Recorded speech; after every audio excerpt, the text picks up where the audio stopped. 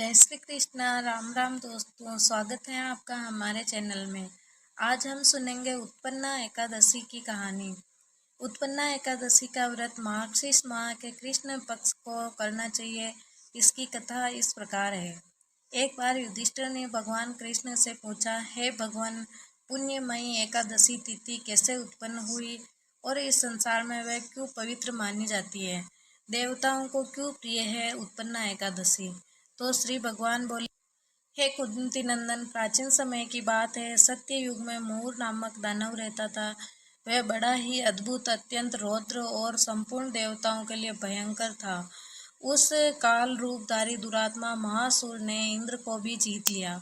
संपूर्ण देवता उससे परास्त होकर स्वर्ग से निकले और शंकित और भयभीत होकर पृथ्वी पर विचार करते हैं। एक दिन सब देवता महादेव जी के पास गए। वहाँ इंद्र ने भगवान शिव के आगे सारा हाल कह सुनाया। इंद्र बोले, हे महेश्वर, ये देवता स्वर्ग लोक से निकाले जाने के बाद पृथ्वी पर विचार कर रहे हैं। मनुष्यों के बीच रहना इन्हें शोभा नहीं देता। देव, कोई ऐसा उपाय बताइए जिससे देवता अब किसका सहारा लें। महादेव जी ने कहा, देवराज, जहाँ सबको शरण देने वाले, सबकी रक्षा में तत्पर रहने वाले जगत के स्वामी भगवान गरुड़ ध्वज विराजमान है, वहाँ जाओ, वह तुम लोगों की रक्षा करेंगे। तो भगवान श्री कृष्ण कहते हैं, हे युधिष्ठिर, महादेव जी की ये बात सुनकर परम बुद्धिमान देवराज इंद्र संपूर्ण देवताओं के साथ क्षीर सागर में गए, जहाँ भगवान गदाधर सो रहे थे। इंद्र ने हाथ जोड़कर उनकी स्तुति की।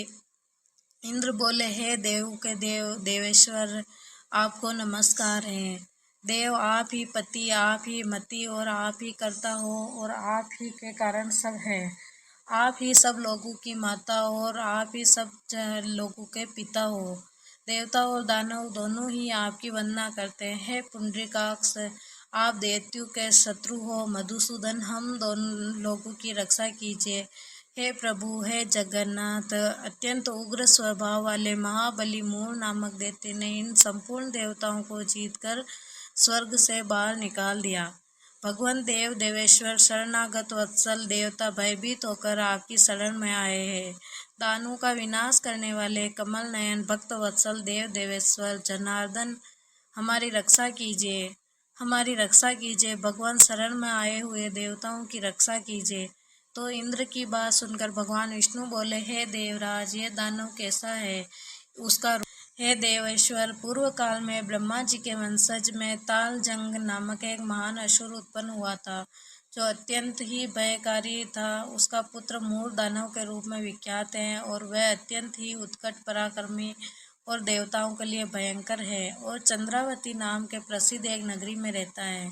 उसी स्थान पर वह निवास करता है। उस दैत्य ने समस्त देवताओं को परास्त करके उन्हें स्वर्ग लोक से बाहर कर दिया। उसने एक दूसरे ही इंद्र का स्वर्ग के सिंहासन पर बैठाया है। अग्नि, चंद्रमा, सूर्य, वायु और वरुण भी उसने दूसरे ही बनाए हैं।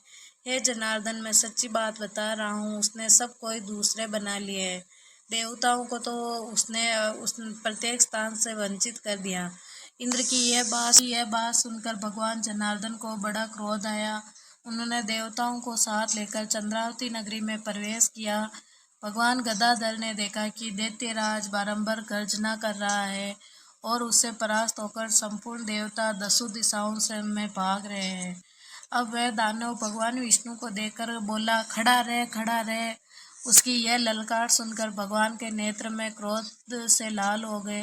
वे बोले, अरे दुराचारी दानव, मेरी इन भुजाओं को देख। यह कहकर श्री विष्णु ने अपने दिव्य बाणों से सामने आए हुए दुष्ट दानवों को मारना प्रारंभ कर दिया। दानव भय से विह्वल हो उठे। पांडव नंदन, तत्पश्चात श्री विष्णु ने दैत्य सेना पर चक्र का प्रहार किया। उससे छिन छिन होकर सैकड़ों योद्धा मौत के मुख में चले गए। इसके बाद भगवान मधुसूदन बद्रिका आश्रम को चले गए। वहाँ सिंहावती नाम की गुफा थी, जो 12 योजन लंबी थी। पांडव नंदन, उस गुफा में एक ही दरवाजा था। भगवान विष्णु उसी में सो गए। वह दानव मूर भगवान को मार डालने के उद्देश्य में उनके पीछे पीछे तो लगा ही था, अतः उसने भी उसी गुफा में प्रवेश किया। वहाँ भगवान को सोते देख उसे बहुत बड़ा हर्ष हुआ। उसने सोचा यह दानवों का भय देने वाला देवता है, अतः इसे मैं अब निसंदेह ही मार डालूंगा। युधिष्ठिर देव दानव के इस प्रकार विचार करते ही भगवान विष्णु के शरीर से एक कन्या प्रकट हुई, जो बड़ी ही रूपवती, सौभाग्यशालिनी तथा दिव्य अस्त्र शस्त्रों से सुसज्जित थी। वह भगवान के तेज के अंश से उत्पन्न हुई थी और उसका बल और पराक्रम महान था।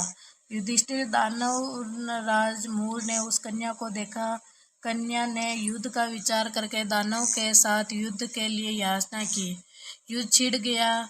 कन्या सब प्रकार की युद्ध कला में निपुण थी। वह मूर नामक महान असुर उसके हुंकार मात्र से राख का ढेर हो गया। दानव के मारे जाने पर भगवान जाग उठे। उन्होंने दानव को धरती पर इस प्रकार निप्राण देखा और कन्या से पूछा, मेरा यह शत्रु अत्यंत उग्र और भयंकर था, किसने इसका वध किया? कन्या बोली, स्वामी, आपके ही प्रसाद से मैंने इस मोह दैत्य का ये वध किया।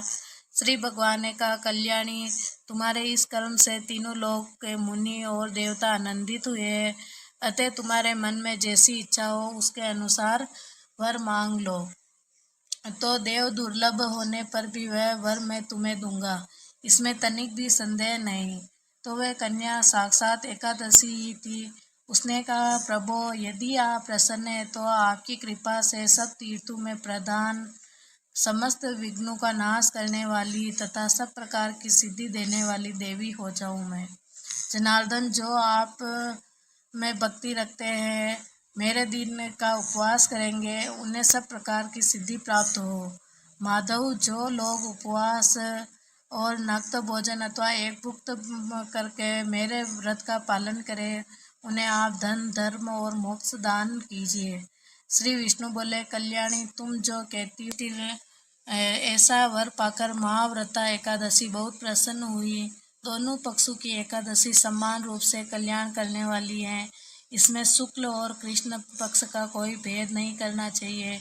यदि उदय काल में थोड़ी सी एकादशी, मध्य में पूरी द्वादशी और अंत में किंचित त्रयोदशी हो तो वह त्रिस्पर्शा एकादशी कहलाती है।